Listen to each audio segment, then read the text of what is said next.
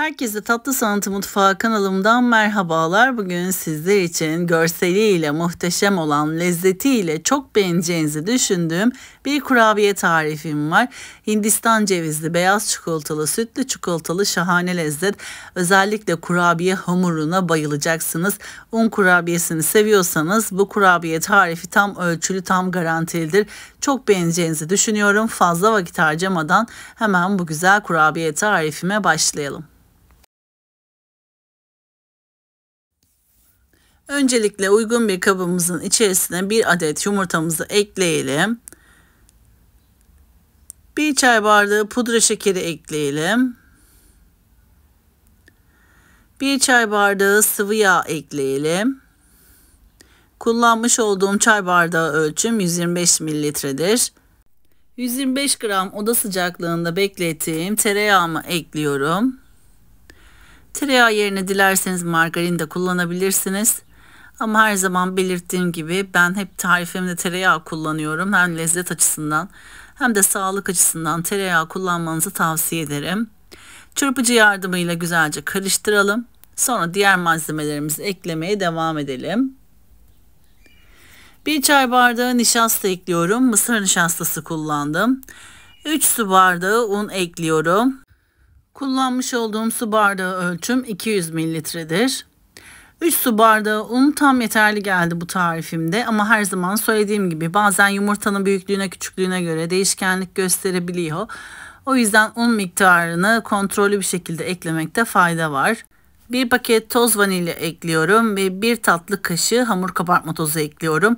Yani hamur kabartma tozu paketlerinin yarısı kadar, paketin yarısını ekliyoruz. Bütün malzemeleri elimle güzelce yoğuruyorum. Yumuşacık kıvamlık bir kurabiye hamuru hazırlıyoruz. Bu aşamada bir 4 dakika kadar yoğurmanızı tavsiye ederim. Hamurumuzu güzelce yoğurduktan sonra şekil vermeye başlayabiliriz. Yakından da gördüğünüz gibi kurabiye hamurumuzun kıvamı bu şekilde olacak.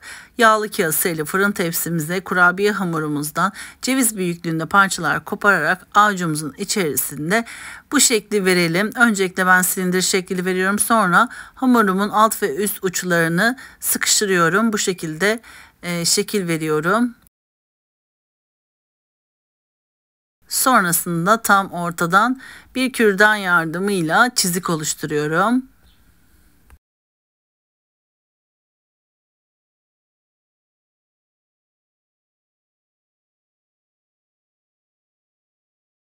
Kurabiye hamurum bitene kadar bu işlemi yapıyorum. Kurabiyelerimizde bu şekli kurabiye hamurumuz bitene kadar verelim. Ben bu malzeme ölçülerinden toplamda 32 adet kurabiye elde ettim. Yaptığınız kurabiyenin büyüklüğüne küçüklüğüne göre sayı oranı artabilir veya azalabilir. Fazla yapmak isterseniz malzeme ölçülerini yarı olarak artırarak daha fazla kurabiyeler elde edebilirsiniz. Veya daha az yapmak isterseniz de malzeme ölçülerini yarı olarak azaltarak daha az kurabiyeler elde edebilirsiniz. Şimdi önceden ısıtılmış 170 derecelik fırın ayarında kurabiyelerimizin üzeri çok fazla böyle kızarmadan hafiften pembeleşinceye kadar pişirelim.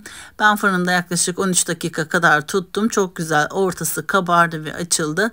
Rengini de çok çevirmeden, yakmadan bu şekilde beyaz kalacak şekilde ağır ağır pişirdim. Şimdi kurabiyelerimizi ilk önce reçele bulayalım, sonrasında Hindistan cevizine bulayalım. Dilerseniz benim yaptığım gibi bir fırça yardımıyla her tarafını fırçalayarak yapabilirsiniz. Veya kurabiyeyi hemen birkaç saniye reçelin içerisinde tutarak süzüp hemen Hindistan cevizine bulayabilirsiniz.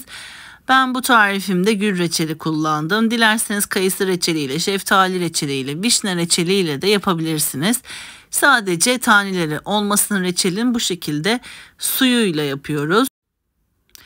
Hindistan cevizi yerine dilerseniz toz fındık ya da fıstığı da bulayabilirsiniz. Her türlü de çok lezzetli oluyor bu kurabiye. Benim çocuklarım da çok sevdi. Yani herkes bayıldı. Denedikten sonra bu güzel kurabiyenin lezzetine bana hak vereceksiniz. Beğeneceğinizi umuyorum.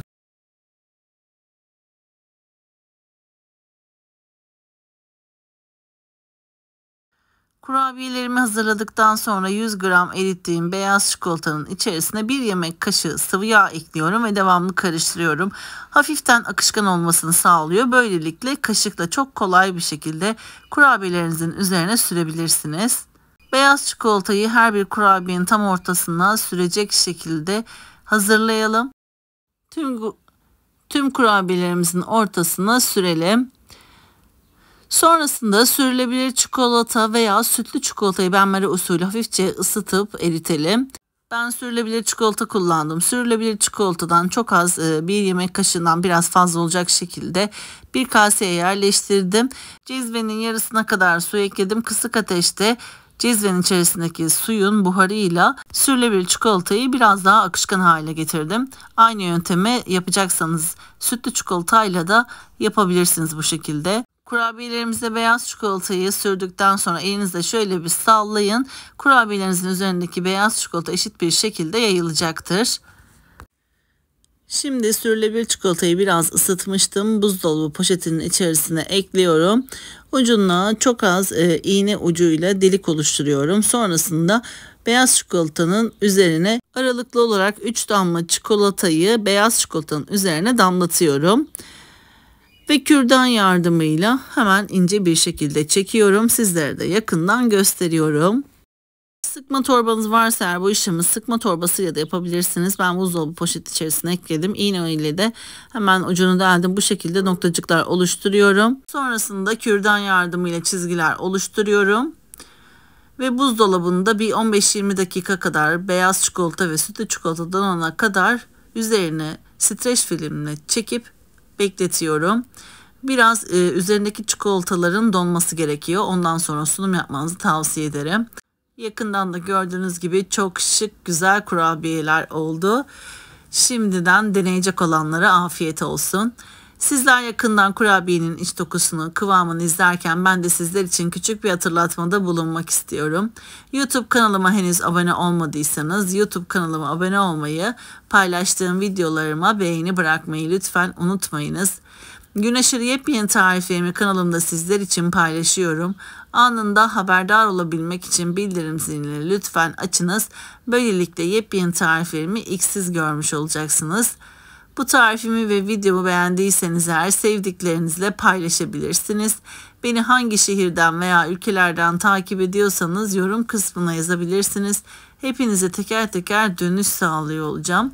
Şimdiden tüm destekleriniz için çok teşekkür ediyorum. Bir sonraki yepyeni tarifimde tekrardan sizlerle görüşmek üzere. O zamana kadar kendinize çok iyi bakın. Hoşça kalın.